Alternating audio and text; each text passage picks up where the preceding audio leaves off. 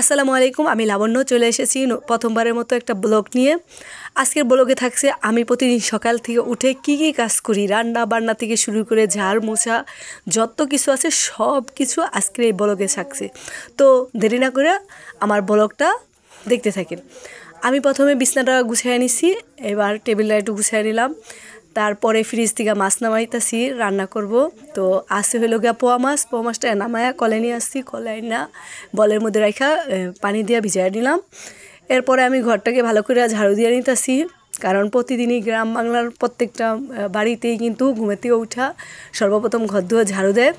তো আমার পাকঘরটা আমি দীর্ঘ 15 দিন মাকে নিয়ে ঢাকা হসপিটালে ছিলাম। আমার এখানে কিছু পাতা রাখা ছিল, সেই পাতাগুলো উলিতে ধরে একবারে মাটি মাটি করে লাইছি। এখন রান্নাঘরের এইগুলার সব পরিষ্কার করে নিব।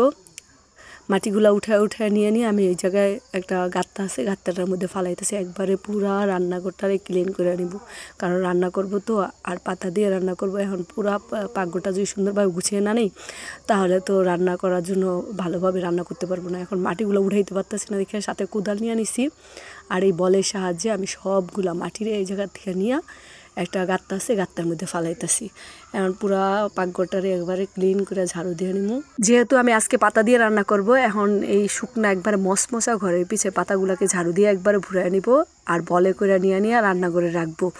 আজকে পাতা দিয়ে রান্না করব। জানি না আপনাদের কাছে আমার এই আজকের ব্লগটা কেমন লাগবে, কিন্তু বিশ্বাস করেন আমি আজকে সারাদিনে যা করছি একবার রান্না পর্যন্ত সব কিছু নিছি। মাছগুলা ভিজায় রাখছিলাম ভালো করে ছোটে নিয়ে, যা চষে সেগুলো একটু কাইটা পরিষ্কার করে নিতেছি, আর যেগুলো থাকবে সেগুলো বাকিগুলো উঠাই নিব।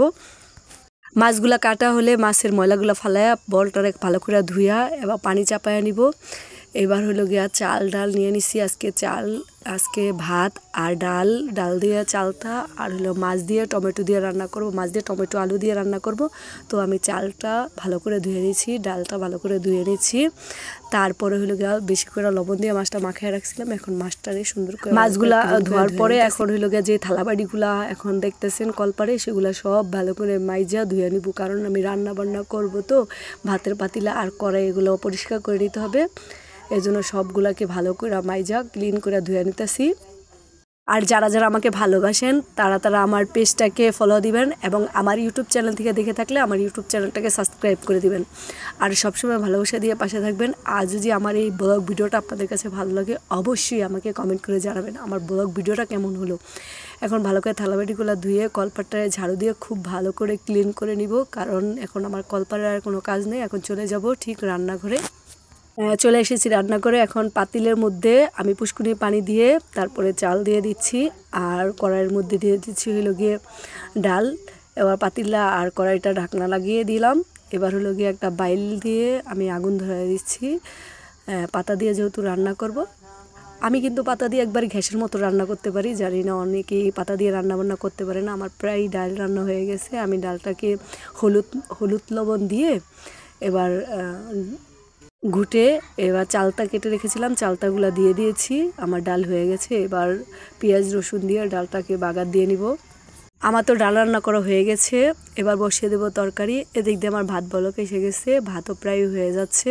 হ্যাঁ, ভাত হয়ে গেছে। এখন ভাতটাকে ঠিকা দিয়ে দিলাম আর মাছগুলো ভেজে নিলাম। এদিক দিয়ে তো আলুটারে কষায় নিতেছি, আর মাছ ভেজে তরকারির মধ্যে দিয়ে দিচ্ছি। আমার তো রান্না প্রায় শেষ, ভাতও হয়ে গেছে।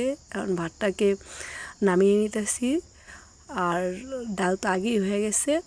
ধনিয়া পাতা ছিল না, তাই ডাল এবং তরকারিতে দিতে পারিনি। তরকারি রান্না শেষ, এবার তরকারিটা নামিয়ে নিচ্ছি। ধন্যবাদ আপনাদের সবাইকে এতক্ষণ আমার সাথে থাকার জন্য। আমার রান্নাবান্না শেষ, কমপ্লিট।